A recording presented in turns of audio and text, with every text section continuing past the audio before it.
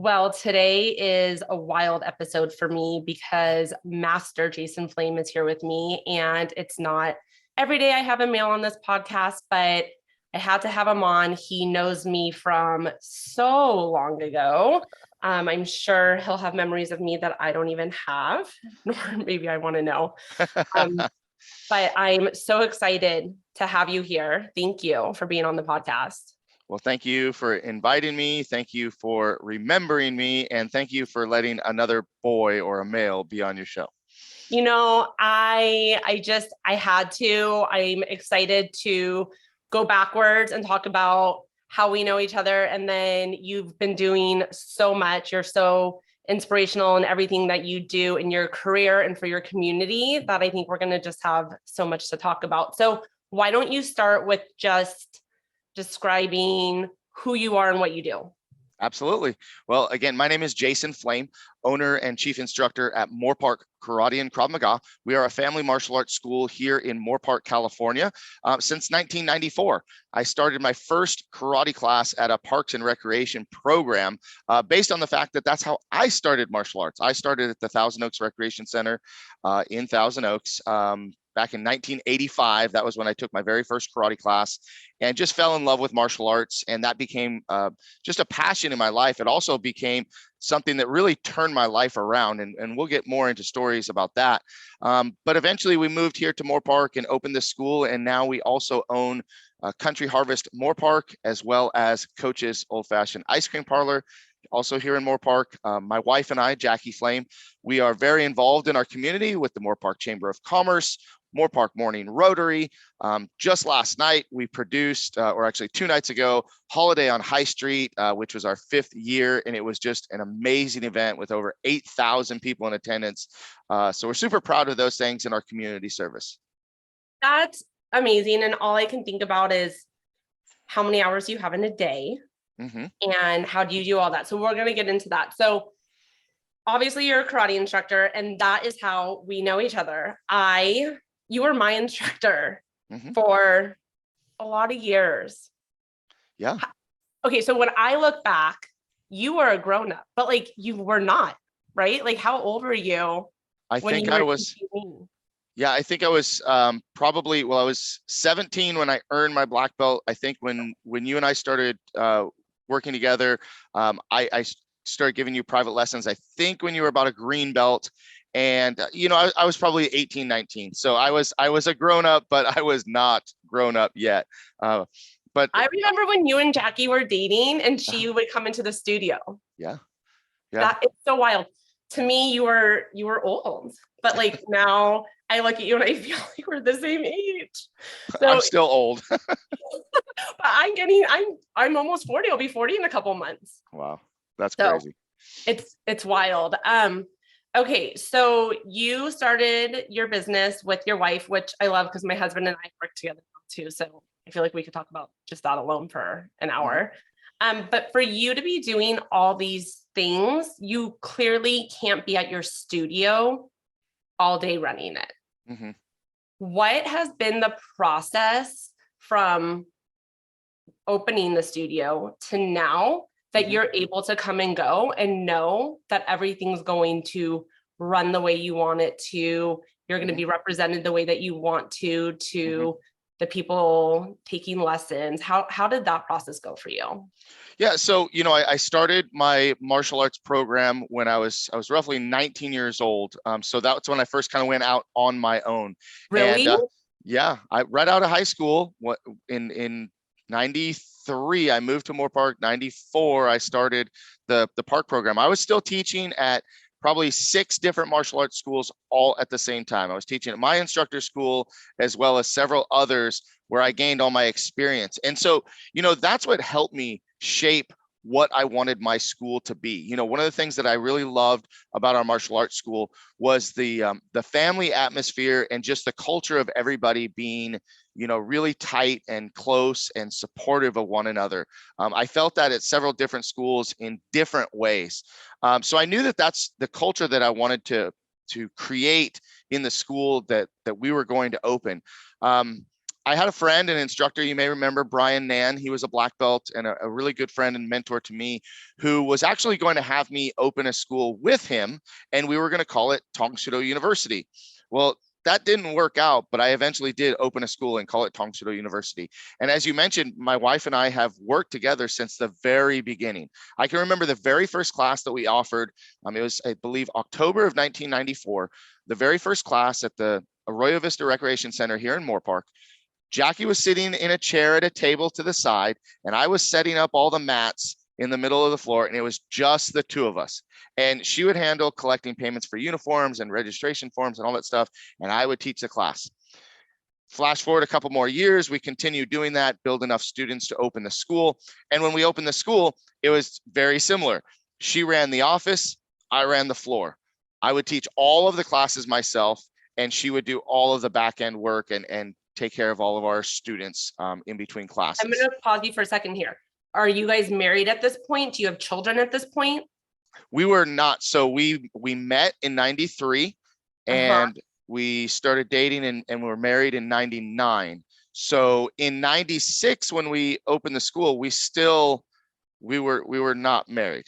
You guys went into business together and you weren't married. Yeah.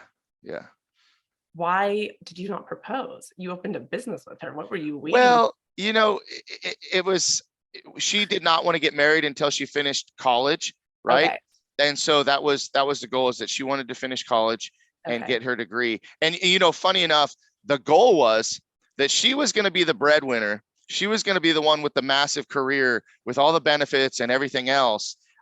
She had a psychology degree. She was in human resources. She did training for large corporations. And so the karate school was my dream and my passion. And I didn't know that I was going to be able to make it a living for, that would take care of our whole family. I thought we would kind of split it. But she was always so supportive of everything. As a matter of fact, way back, and you may have even attended this event, we did a parents' night out, or we called them movie nights or sleepovers or whatever at the karate school. And it was the very first one. It was the very first one that Mr. Chikawa had ever had at the school. And we come up with this crazy idea that we're going to have all the kids and have pizza and candy and chips, and we're going to watch movies and play games. And she created the flyer. She literally, with marker, made this flyer and then went and photocopied it, back when, we didn't have like a lot of the computer programs that we have now. So that's how into it she was. And that wasn't even my school. That was just where I worked. But she was even so involved then. How did you meet her? We met through a mutual friend. Okay. She went to a totally different high school. I went to Newbury Park. She went to Agora. And you can't get further from opposites that attracted at that time, because we are very, very different but complement each other so well. That's great. So anyway, we run the school, we open the school, we run the school. It's just the two of us for the longest time. And of course, my youngest brother, you remember Jacob. Yeah. My brother, Jacob Flame, who owns Tongsudo University in Newbury Park, California, still runs it, and runs it with his wife the same way that we ran our school in the early days. You guys were ever affiliated? Were you guys ever together? We were always together. He was my first assistant instructor, my first instructor that helped me, throughout the early years, even at the park. Then when we opened the school, he came with us. He still taught. Even my other brother, Justin, taught for a very short time. And I had one other instructor. His name was Nick Miyake. And it was us. So we started building this little team, right? But it was all family. It was really just a family run business. And again, over the years, flash forward, maybe I would say 8 years, I meet a young man who was just an amazing coach, an amazing martial artist. And he had a couple friends that he brought to me and introduced to me, Nick Kennedy, Chris Johnson. Those were some of my really early main team members. And so I started to think, okay, well, these guys can teach, and I can step a little bit off the floor so I can, do some of the back end stuff, because we're starting to grow and we're starting to get bigger. So, I have these 3 guys that are doing a great job running the school. Eventually they moved on to other careers and other, areas of their life. But that was the start of building a team. And so your question was, how do I do all of what I do and not have to be on the floor and not have to be on the business? I constantly work on the business. I'm not always working in the business. And so creating the team was a really big part of it. And it starts with our young black belts. You can remember as a young black belt, and when you were coming up the rank, there would be assistants or helpers that would kind of walk around the mat. Most of the time they would either walk with their arms crossed, trying to look official, or their hands behind their back, or whatever they did. Or they would, and they would step on your stomachs when we did leg lifts and all that stuff. Yes, I forgot about that. Yep.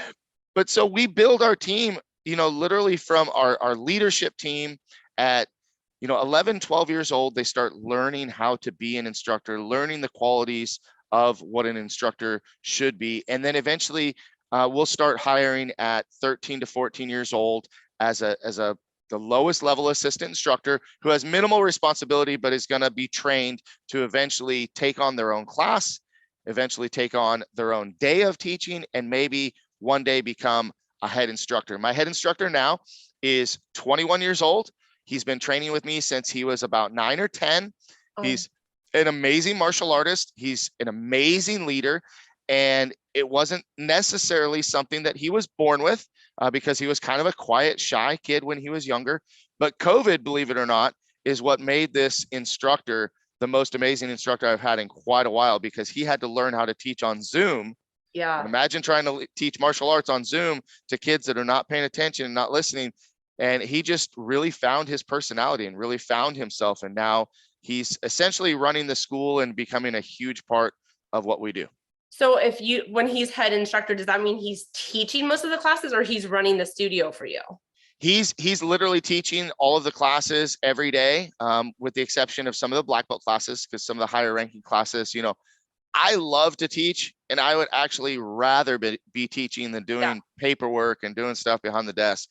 But I can't get to that next level without being able to step back and allow someone else to do it. So he definitely teaches all the classes and does a lot of our enrollments and a lot of the let's just say the more simpler paperwork tasks. I mean, I pay the bills and I do the payroll and I do the ordering, but for all intents and purposes, he does run the school on the daily. You teach the black belt classes? I do. So you still teach a little bit? I teach the black belt classes. I teach our some of our leadership classes, some of our seminars, and then of course our instructor training. Okay. So I have a question for you. So I own a business that does, speech therapy, occupational therapy, different therapies. But when I started, I was treating clients all day, every day. And as the business grew, I slowly had to step back. Eventually I stopped treating, and I was running the business, and now I treat a little bit. But I'm also here, right? Like I'm at home right now doing this with you. I'm not at the clinic. And I felt so much guilt and so torn at the beginning of doing that, where I felt like I wanted to pursue my passions. Wednesday afternoons, I pick my kids up from school, and I'm a mom. But I felt like if I'm not at the clinic, I'm not showing up for my employees. And I still kind of struggle with that guilt of not being there. Did you ever experience that? And how did you kind of work through that? Yeah, absolutely. I had a very, very hard time stepping off the floor and stepping out of the spotlight, so to speak, right? Because my business and your business too is very much personality driven in a lot of ways. Now, of course, systems are what run a business and make a business successful. But, when you're dealing with people on an everyday basis or a regular scheduled basis, they really form a bond with instructors and therapists and people that they work with, right? And so it's hard to step back because you feel like you're abandoning them. And the way I see it now is very different, because if I continued to teach all of the classes and to do everything myself, I would never be able to give anybody else an opportunity to grow, which means that the school or the business is not going to grow. When I had 100 students, it was very easy for me to do everything, be involved, be engaged, and that's just what it was. But when you get to 200 and 300 students, it's very different. And so I did feel that guilt a lot about stepping out, but I also felt the guilt of being away from my kids when they were involved in activities, right? My Yeah. son was an athlete, or is an athlete, and has played baseball and football and soccer. And, my daughter danced, and I never wanted to miss, when they were really young.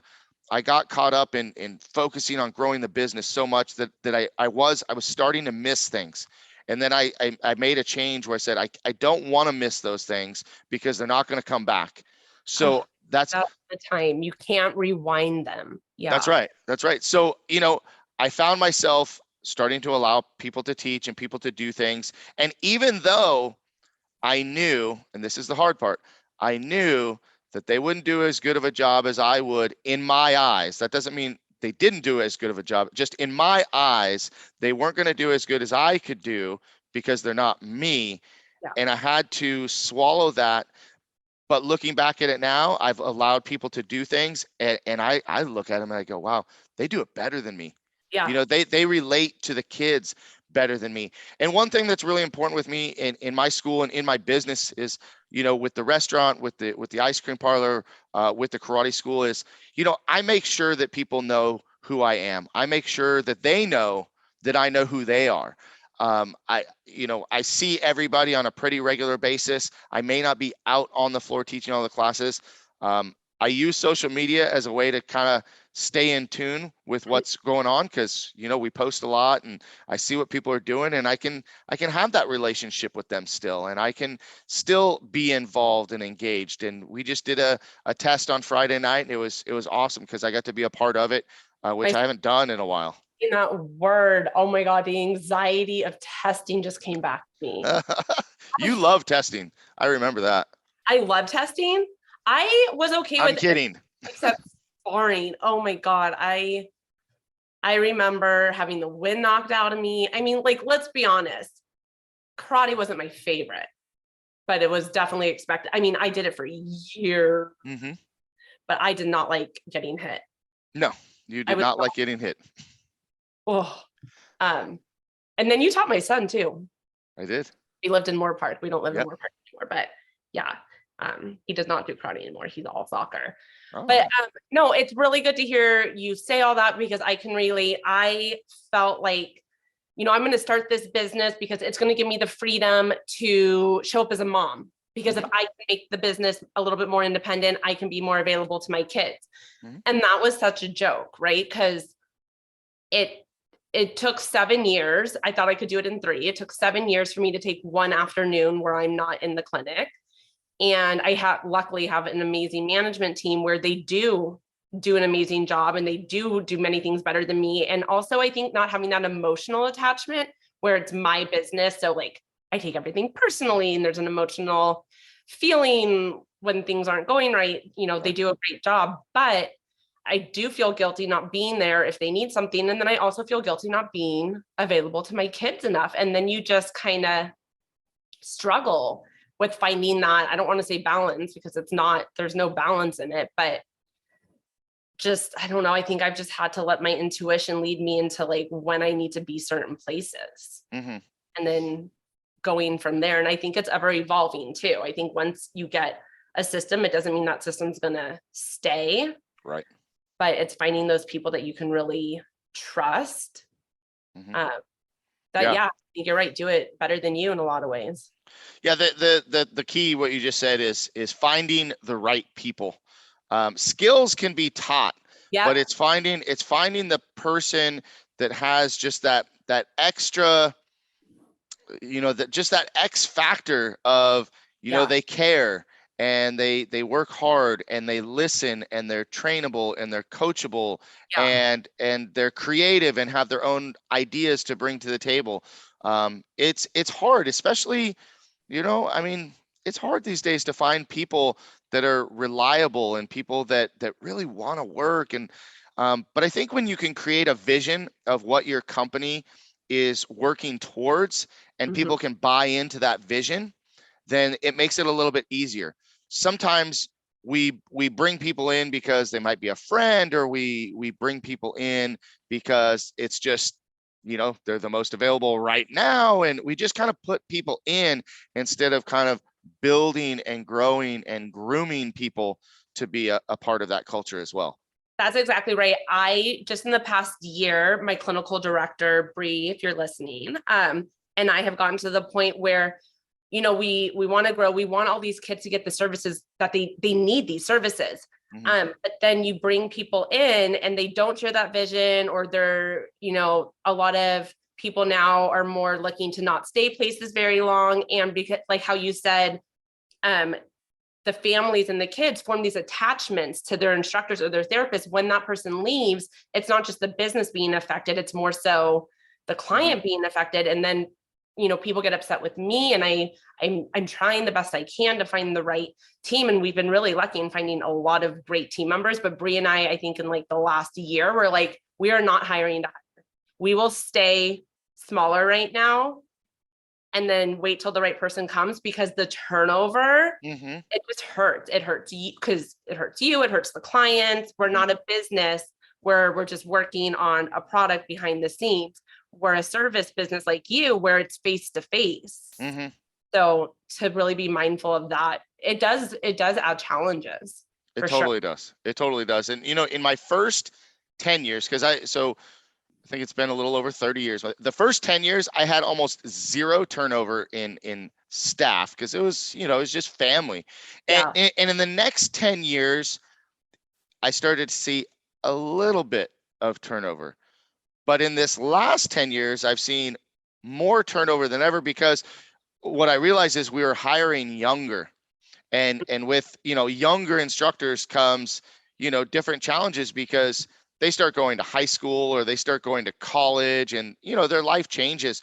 But I've also embraced that, because turnover sometimes is good, because it gives the next person a chance, as long as there's some closure for those students. Because some of my students that have been here for 20, 30 years, they've seen instructors come and go, but they see how the cycle works, and they see that maybe they could be part of that cycle. Maybe they could be part of how it all works, as long as the top tier and the core remains the same. I mean, I'm not going anywhere. You're not going anywhere in your business. I mean, if everything fell apart and we had to go back to square one, we would know exactly what to do and how to do it. And we could, and we would, because we love it. But, so turnover is hard.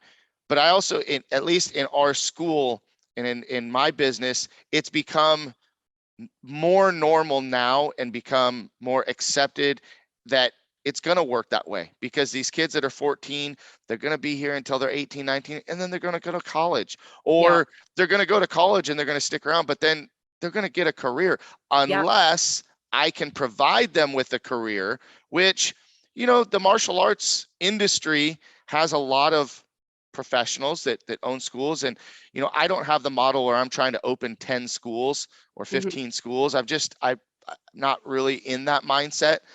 But if I had someone within my organization that wanted to open a school, they would have that opportunity now. Whereas 10, 20 years ago, they probably wouldn't have. And I know that I definitely didn't have that opportunity when I was teaching. Otherwise, I'd probably still be teaching for my instructor. Really? Yeah, I mean, I thought that when I was teaching that we would open multiple schools. You have to remember, Mr. Chikawa came from the Chuck Norris years, and the Chuck Norris karate schools were a franchise. And I knew that, and I thought that might be the case where we might have multiple schools, but that was not in his vision, which is okay, because it allowed me to go and do what I did. And now I'm finding myself, that's not really my vision and my goal for my school. I've decided to do other things that have brought us closer to our community. Is your son involved? He is. Both of them. My daughter's a 2nd degree black belt. My son is a 3rd degree, getting ready to test for his 4th degree. My son is very involved. He's not a fan of teaching yet. I just don't think that he's 17, and he doesn't have the personality that I did, really kind of loud and outgoing and just like, I'll teach anybody and it doesn't matter. He's just a little bit more reserved, but man, he's an amazing martial artist. Amazing. I have all my students want to take private lessons with him, and he's like, I don't know. Yeah. But he'll coach at the tournaments. he'll coach and he'll help from the sidelines. As a matter of fact, he's a high school wrestler at Moorpark High School, and his coach, the varsity coach, asked him to help coach the JV team at this last tournament. So that was kind of I think a big boost in his confidence of his abilities. So who knows over time? It's, I never pushed him. A lot of karate instructors, a lot of parents push their kids to do what they do and what they did. And I have chosen not to do that with my son. I mean, I could have made him like, hey, your life and your destiny is to be a martial arts instructor. And I just didn't. I want him to find his own way. I want him to find his own path. I'm just grateful and super proud and happy that he still does martial arts. My daughter decided that, she was a dancer. She danced all the way through high school. After she got her second degree, she just did not want to continue from there. And I was done. Yeah, I made a deal. I said, if you, after black belt, she started saying, I don't want to do it anymore, blah, blah, blah. And I said, well, listen, you're a black belt now, and you made a commitment to get your second degree. If you get your second degree, then you can stop. And she did. And I held my word. And I still, to this day, she'll be 21 next year. I still ask her to take class on a weekly basis. Oh, and she still says no? She says no. Does Jackie take classes still? She does not take classes very regularly often, but she did get her 4th degree black belt, and she taught our kickboxing classes forever. She does way more behind the scenes stuff than on the mat. She's really involved in the community, and we'll get to that. I left this weekend. We had a training at our clinic where someone came in and trained, and people from wherever could come and take this training. We just hosted it, and my daughter came in, and the instructor said to her, are you going to be a speech pathologist like your mom? And Sydney looked at her and went, heck no. They're honest. Yeah. Like no hesitation. Heck no. So it doesn't speak to her. Okay. So when the kids were young and you guys had this business, did you have outside help? Did you split your time? How did you guys manage that as young parents with young kids? I know owning business, you both could have been there. I mean, for us, it's 24/7, whether we're there. That's right. I mean, people ask, how do you deal with it? And I'm just like, we just do, like every day it's 24/7. We don't turn off. All of my phone calls to my business go directly to my personal cell. I answer all the time, and people are like, I'm at the studio right now, but you're not here. Really? And I'm like, yeah, I answer the phone from, wherever. And I'm taking emails and text messages and Facebook messages and all that stuff. But, as young parents, that's when we decided, it was when Madyson was born in 2002 that I met the instructor that I spoke about earlier, and he got his friends involved. And that's where Jackie started to slip out a little bit of being in the school every day and handling as much as she did. And these guys kind of stepped in, and that's where it really took a different direction, and where Jackie stopped being, that second person. She's always been, I always say she's the heart and soul of the school, because anything that happens in our school that makes you feel warm and fuzzy, it comes from her. I'm not the warm and fuzzy guy. I'm the guy that makes everybody tough and strong and teaches all the life lessons. As a matter of fact, my kids always tell me that every day is a lesson. Every day there's a new lesson. Dad's always teaching something. And that's just always been my role. But Jackie slipped out a little bit, but she would do things, she's always in here decorating the school. She's always setting up special events for us to do and to get involved with. She started getting involved with, what was going on in the kids' lives. She was a room mom. She would be in the classroom all the time, helping out, volunteering. Then she starts becoming team mom for every activity that they did. And that just really snowballed over time. That's how, everything that we do now in the community really started, was because Jackie just volunteered.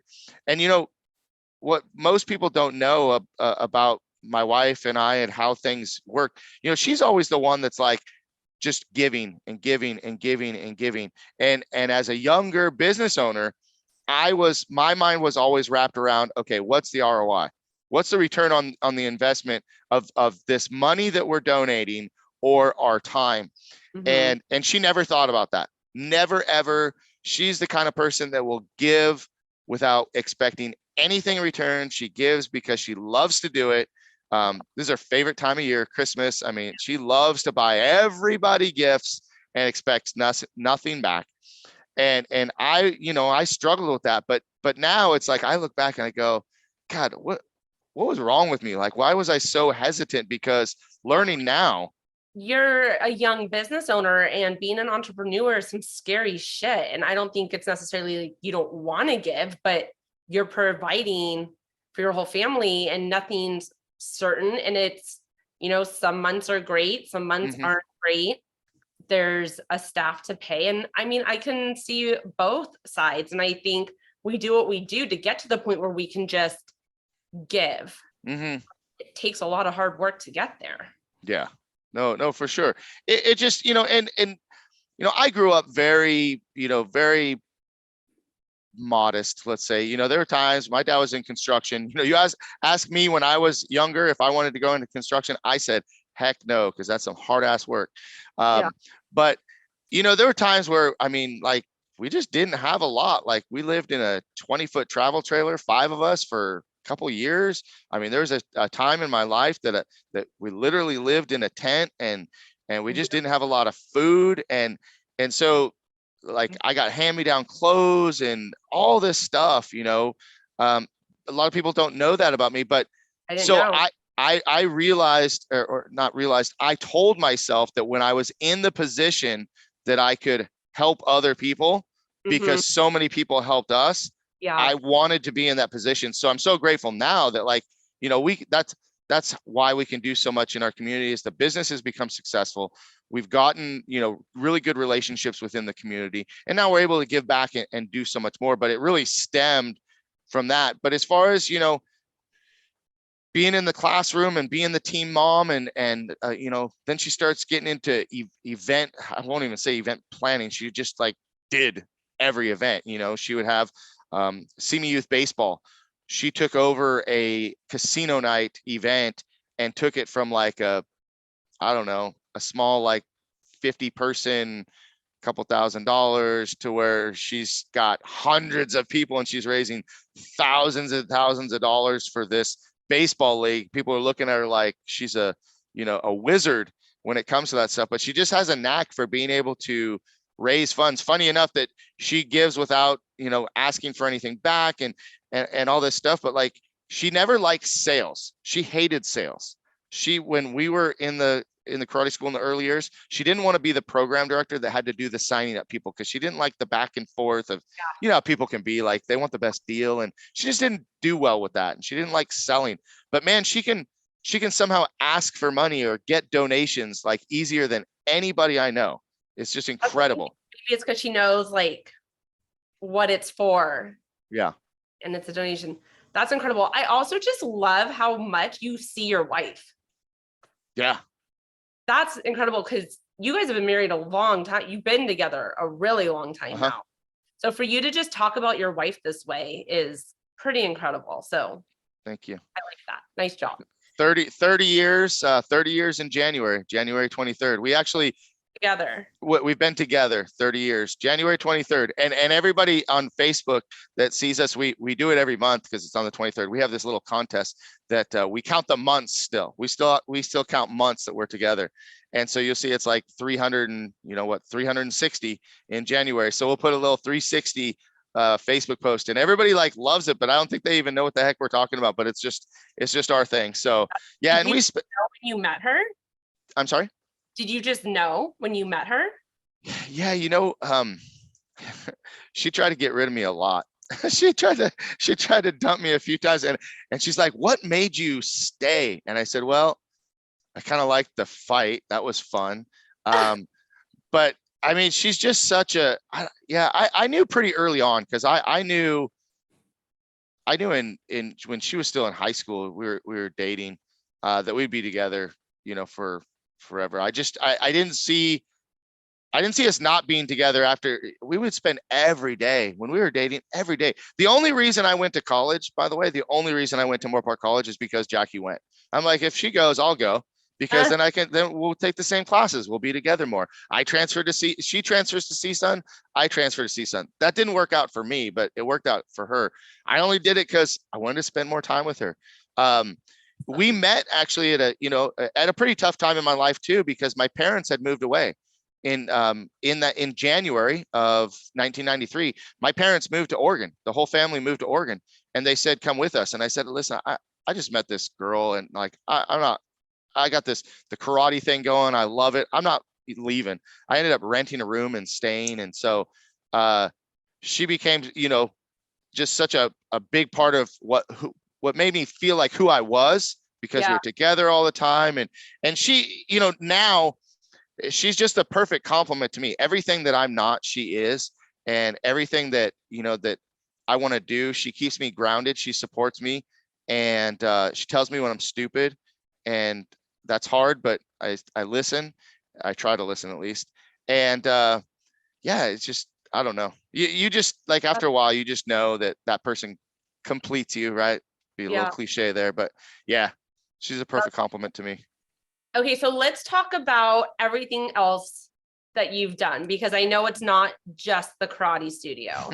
So there's wrestling, and then there's all the community involvement. So kind of take us through how that all got ignited, whichever direction you want to go in first. Wow. There was a time in my life when I used to love to list like all my accomplishments and all the things that I've done. And now I feel so weird talking about it. But one of the things that I'm really proud of, because it was a dream. When I was a kid, pro wrestling was like, if you were a pro wrestler, you were a superhero in my mind. Hulk Hogan, Ultimate Warrior, flash forward to like The Rock, Triple H, D-Generation X. Like, and a lot of people might think like, that's so corny and dumb or whatever, and it's fake. Bullshit, it's not fake. I can tell you that. It's not fake. It's not fake. I've dislocated a shoulder. I've torn muscles. I've been slammed on my head. I've had cuts on my head. It's all real. It might be scripted, right? Just like, you watch any entertainment, but it's all real. It hurts like hell. But, being a pro wrestler was a huge dream of mine. And if it wasn't for martial arts, I would have never found it, because when I was opening my school, I still thought to myself, like, one day I'm going to go to the WWE, or it was WWF back then. I really thought that. I really believed it. I remember telling my brother-in-law, like, I'm bulking up. I'm trying to get to 250, and I was 5'10". He's like, that's a lot of weight, dude. I'm like, yeah, but I want to be big. And, and I ended up going and finding a pro wrestling school. And long story short, I walked in, kind of chickened out, backed out, and just kind of gave up on the whole thing. Right. And funny enough, now that I do this podcast, I'm interviewing the instructor that was teaching the class when I walked in that day. As a matter of fact, I already interviewed the person that got my foot in the door to go see that school, Big Schwag. And Shannon Ballard will be on in a couple weeks on my podcast. But anyway, I backed out. But, I get to this point where someone comes into my life and says, hey, we're having this event. How would you like to promote your business? And I said, I'm always looking for ways to promote my business. Absolutely. What do you got? He said, well, come to the Boys and Girls Club in Simi Valley on this night at this time. We have this pro wrestling event. I'm like, what? And he's like, yeah, we're doing a pro wrestling event. It's called Millennium Pro Wrestling. I'm like, oh my God, are you serious? I'm in.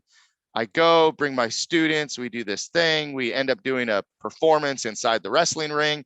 And then the promoter asked me, hey, have you ever thought about training? I tell him the whole long story about how I always wanted to be a pro wrestler. And by the way, I'm 38 at this time when we're talking about all of this. And so he says, hey, well, here's the name of the trainer. Here's the school. Go check it out. See what you think. I go and take the first class, and I am immediately, I'm like all in, just train my butt off. I'm going every week training.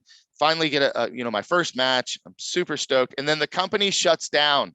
Oh no. And I'm like, oh my God, now what? And then time is going by, and I call the promoter and I said, hey, there's an empty unit near my karate school over on Poindexter, where you remember where we were. And there's an empty unit. And I said, hey, what are you doing with your ring? Like, why don't we start a school? Because, Bump U shut down and I miss training. I want to get back in the ring. And he's like, yeah, you can use the ring. And I said, all right. So I opened Millennium Wrestling Academy, which was here in Moorpark. And then we started training every day. And I met a really good friend, Danny Cleary, who happens to be a youth pastor here at our church at Holy Cross in Moorpark, and just becomes one of my best friends in the world. And we trained together. We did a whole podcast on it. And then we're doing Friday night shows for like 5 years, where we're doing shows every Friday. And I was just all in. And then I forget, I think the rent, the lease was up and it was time to renew, and the landlord jacked it so much, the promoter said, yeah, we just can't really do this anymore. And so we're going to shut it down. I'm like, not again. But then they open back up. They're in Chatsworth, and they're still running to this day, and they run every Friday. But I was a part of it. And that was like a dream come true. And it wouldn't have happened. Honestly, it wouldn't have happened without martial arts, because the martial arts business is the reason I went to this event. And so there you have it. That's the pro wrestling story of my life. There's a lot more, but we've got time for other stuff. That it was meant to be. And I love when life takes you in directions like that, where when you're just kind of in the flow of it all, you end up where you're supposed to be doing what you want to be doing. Mm-hmm. Okay, so you said you're now partners in 2 of the local businesses in Moorpark. How did that happen? Is your brother involved too? No, he's not. Oh, not in the one in Newbury Park? Nope. Okay. Nope. So how did you end up? Are you partners? Are you running it? How involved do you have to be on a daily basis? Yeah. I did 3 businesses. Yeah, it's pretty crazy. So the story goes that the owner of Country Harvest in Newbury Park and Coach's Ice Cream, Chris DePalma, and Matt Bovard, Chris DePalma and his wife Laura, and Right. Matt Bovard. They're together. Okay. Right. So they own the 2. And Country Harvest had been in Newbury Park for many, many years, and it was going to close, but Chris and Matt saved it. They took it over, they ran it, and then they opened Coach's Ice Cream. And he also has De Palma Jiu-Jitsu in that center as well. And Chris and Matt and I went to high school together. We all went to Newbury Park High School together. We met each other pretty early on. As a matter of fact, Chris and I have a funny little story, because when we met, we were friends, and he told me he did jiu-jitsu and I did tang sudo, and we just always had this martial arts conversation. One day we came up with this stupid, crazy idea that he was going to train a guy and I was going to train a guy, and we were going to have a backyard fight to see whose style was better. So, so it was fun. It was all fun. And the truth is, we never even had that backyard fight. We all became friends, and it was just a fun thing, right? Anyway, Chris and I had a great relationship over the years. He ended up coming and working here at my school for a number of years. He's been in and out teaching jiu-jitsu at my school since the beginning. I earned my black belt in jiu-jitsu from him. He earned his black belt in tang sudo from me. So we cross-trained a lot. And then, we kind of parted ways, and he did his thing and I was doing my thing. And he hits me up one day. It was right at the beginning or in the middle of COVID. And he says, hey, what happened to the Grinder? The Grinder used to be a really popular restaurant here in Moorpark. Everybody knew the Grinder, right? It was like the family spot. And they closed. And he said, what happened? I said, well, the rent is astronomical. The quality of food was going down. And I mean, it was good at one time. I used to like going in there, but it just didn't work out. And I said, but the rent is crazy. I said, why? And he goes, well, we're thinking about opening another Country Harvest. And I was like, well, I just moved the karate studio into this awesome center. And there used to be a restaurant in the corner. It used to be a Japanese restaurant. Before that, it was an Italian restaurant. I said, it's literally already set up to go. You're probably just going to have to clean it up and paint. I said, why don't you come take a look? And I hooked him up with the landlord and the property manager. And they came up with a deal. And then he comes back to me and he says, well, how would you like to be a partner? And I'm like, I'm in. Like, what do you need me to do? And so my role and Jackie's role is essentially we're the community development directors, we're the social media marketing directors. Really, Jackie handles a lot of getting catering orders and getting the community to use us, and she handles all the sponsorships and community outreach. So since we already have all the connections here in Moorpark that we've had over the last 30 years, Yeah. it just translates so easy. Instead of teaching karate, we're selling breakfast and lunch, and now Country Harvest has become the spot. I mean, there's not a day that goes by that it's not packed. Sometimes I have a hard time even parking in front of the karate studio. So that's good. And then Jackie and I asked him, well, at what point are we going to bring coaches to Moorpark too? Great. Yeah. And so it was about 9 months after we opened Country Harvest that we opened coaches. And again, we came in as partners, and we do the same thing. So everything you see on, any of our socials, Facebook, Instagram, Jackie does that on a daily basis. Anything that you see up on the windows and walls, as far as, just promotional material, that's Jackie. Since I'm very involved in the Chamber of Commerce, I'm able to kind of use our connections to draw in business and make other connections that way. Our Moorpark Morning Rotary Club, which we're members of, meets at our restaurant every Thursday morning. So, we kind of have some groups coming in for that.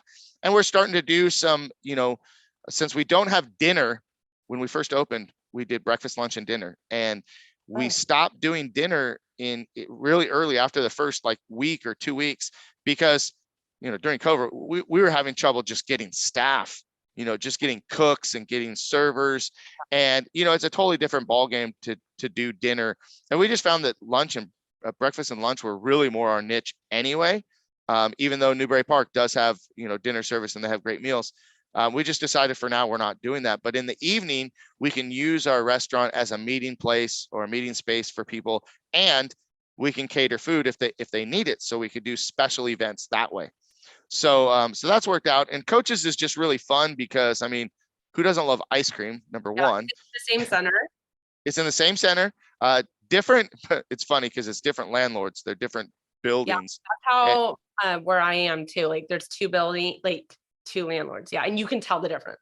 Oh yeah, that definitely. We we know the difference between our landlords, but coaches ice cream is just really fun because we get to be involved with all the youth sports and the community sports, and that's been a blast. That's awesome. So you mentioned COVID. I want to talk about that just for a little bit. How did you pivot during COVID, and what was your initial reaction? For me, that COVID was a really dark time. My business wasn't, super established. I didn't know what was going to happen, but I felt like I had thrown all these years into it and I didn't know what was going to come from it. The bright side was that's when Ben decided to put on pause what he was doing, and he joined forces with me, which has been really positive for us. Right. But how did you handle COVID? Yeah. Fortunately, people like myself and people like yourself were resilient enough to battle through this. And instead of caving in and crawling in a hole and being afraid and being scared, we did what we needed to do to make things happen. Our school grew during COVID. Our school grew during COVID because the people that wanted to work out and the people that wanted to train and the people that weren't going to be afraid were going to come to us. Many other karate schools decided that they were going to shut down and hunker down and just wait until it all ended. I'm sorry? Did you just stay open? So we stayed open as long as we could until I got notices that, I was getting calls from the city pretty regularly. You can't teach inside, you can't do this, you can't do that. And so we did go to Zoom for a short time. That was hard, but we did it. Literally, as things were winding down, we had several contingency plans. The first plan was we were going to go to teaching 4 private lessons every 30 minutes. So that one student, we would have the studio divided into 4 parts, and and one student could be with one student, one instructor. And so we were going to do that. And then nope, couldn't do that. So within like 3 days, we figured out how to use Zoom, how to get on, how to get it set up, and get all our students, ready to go. Luckily, we have a good social media presence, and we have a massive Facebook group, a private group for our students, where we could stream everything right into that group, and we're able to keep in contact with everybody very easily. So we went on Zoom for several months. I think it was probably 3 months, maybe more. Because I shut down the smallest amount of time necessary, because I'm healthcare, so there's even more restrictions, and I'm in LA County, so there's even more. Good luck with that. So, mask mandated as healthcare in LA County. That's another topic. But we shut down March 16th and opened June 15th. Like, Okay. we were in as soon as we could be, because I mean, we still offer telehealth, but it's not the same as being able to be in person with the kids. Sure. Yeah. Yeah. Well, what most people struggled with was the social anxiety, the social, just being, so just to get back on track for a second, we went on Zoom, but then as soon as we could, we went outside. We trained outside for a very long time. And, here's where being in the public eye really hurt me, because everybody wanted to, anytime I was in my school, I'd get a call from the city, because people got their eyeballs, where they don't need, it's like, mind your own damn business, go do what you do. Relationships in the community, though, since everyone has such different views on. Yeah, it just, they play by the rules, right? They're gonna play by the rules, and they're not gonna deviate. Sometimes they would turn a blind eye, but at the same time too, we didn't want to have this battle. We just wanted to teach classes. So we did it outside. We came back inside as soon as we could. But what I noticed was that the kids, I would meet 3-year-olds that like couldn't look you in the eye, didn't know how to shake hands, didn't know how to say their name. It's bad. I mean, especially like in our clinic, we're thinking of like offering all these groups for the young ones, because it's so different for the children born during COVID, like the separation and the interactions. We're seeing a lot of changes with how this has impacted young children. I mean, really anybody. My kids had a really hard time. Kids in general, they say their emotional intelligence is 1 year behind their age now. That sounds pretty accurate. I don't know. The way that COVID was handled, and not to get into too much politics, but the way that it was handled was absolutely terrible on so many levels, that people are going to see the results of this for at least another 5 years or more. I mean, listen, we still got people wearing masks everywhere. And it's like, guys, you're good now, like, because they're still in fear. And I'm like, why? Listen, just talking about this, and it takes me back to everything that happened for me as a business owner at that time.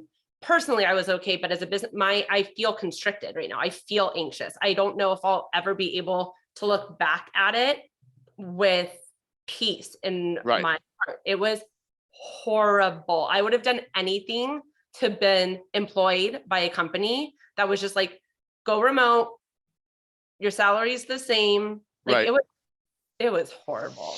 Well, it's changed a lot. And I will say, I wasn't a big fan of Zoom and all the stuff at first, because like, how do you teach martial arts on Zoom long term and on a regular basis? I mean, I get it when you're learning from someone from a different country. I mean, it's perfect for what we're doing right here, right now. But again, that social interaction, I always go back to that movie. What was it? WALL-E? Was it WALL-E on Disney? Yeah. Right? You know what I'm talking about, right? Where they're like sitting in their little bubble, and like, they don't really interact with anybody or anything. And the guy's like, 500 pounds because he like no exercise. Like, it's just changed. It's changed the world, for some people in a really bad way. I mean, just in a really bad way. They don't know how to deal. They don't know how to cope. They don't know how to work with others. People got less patient with each other. For sure. You just see people are more on edge for sure. Yeah. So, but now, I mean, you would never know that. I mean, once we came back into our school, you would never even know that COVID existed. I mean, listen, people are getting just as sick now with, the flu and the different things going around, just as sick, if not more now than in the middle of COVID. And there's no restrictions anywhere, nothing. So I'm not really convinced that all of that was just that. It was, yeah, it was a hard time. I will say it did open up telehealth for us. So Mhm. it's definitely not our main model, but it did add something else to the practice. And we too, I don't even looking back know how, but we grew a lot during Mhm. those years and added new disciplines. But I mean, I'm thinking of like even a restaurant. It breaks my heart for all the businesses that didn't Sure. make it through. But you're right. It was solely I will wake up tomorrow and do this again.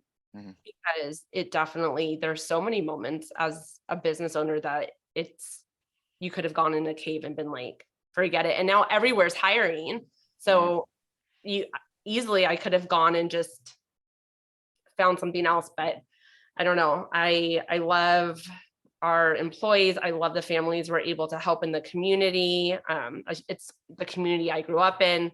So we just kept going. But yeah, I'm really happy we're past that.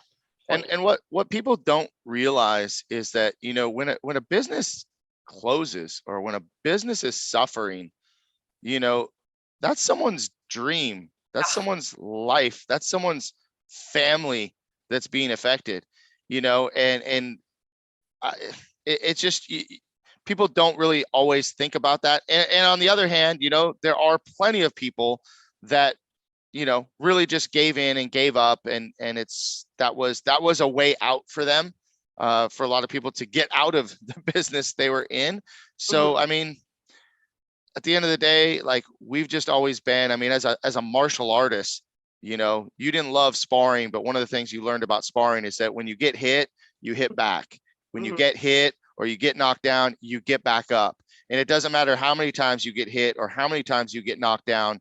If you don't get up or you don't hit back, you're just going to be a victim. Yeah. And if you have that victim mentality, you're not going to be very successful. You're just not going to be successful.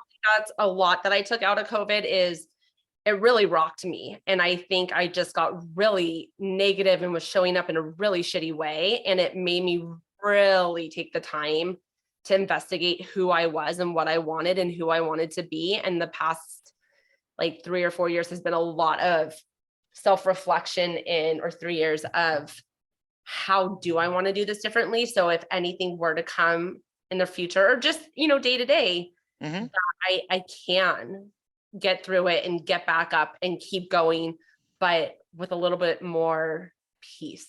Yeah. It really made me dig deep personally in that regard. Yeah, absolutely. Cool. Well, good for you. Well, I'm glad to see you doing so well. I mean, it's been a bit since I saw you in the karate school, and all those years way back. I still have this vivid memory of the day that you earned your black belt. We have a picture of the two of us. I was actually trying to find it, but there's a picture of the two of us standing right outside of T.O. Westlake Karate, like the day after you earned your black belt or something in your uniform. Find that picture, you have to let me know. And what's so wild is Ben was just reorganizing the garage and my black belt was in a bin and I was just in there. That's where I work out. And I look and there it is, like a couple of days before we're doing this, and I hadn't seen it in years. But yeah, I mean, that was a huge part of my life. And you were, I mean, when I think of that time in my life, you're like the first person I think of. So it was a good time. I really enjoyed that. That was, we had a lot of fun. We learn a lot about ourselves when we teach other people too. And so I'm always grateful to the people that I get to teach, because, you taught me so much. Every student that I've taught has taught me so much. So, it's a huge blessing to be in that position where you can not only help someone learn, but you learn from that. It goes both ways. And as a therapist, I'm sure it's very, very much the same. All the time. Like you can take all the courses and you can do it all and you need to, but your clients are our clients. That's where we're gonna really learn. So I agree. Thank you so much for doing this. This was so fun. And you and Jackie really are inspirations and how involved you are and how much you give back and just how much you show up for others. So thank you for all of that. You're welcome. And thank you for having me on. I appreciate being here and just being able to share a little bit about myself. I hope that it motivates or inspires somebody else to go out and do the same, because I think we get a lot more out of life from what we give than anything else. So go out there and be a giver. Oh, I love it. It's a perfect way to end. Thank you. All right. You're welcome. Thank you. Bye.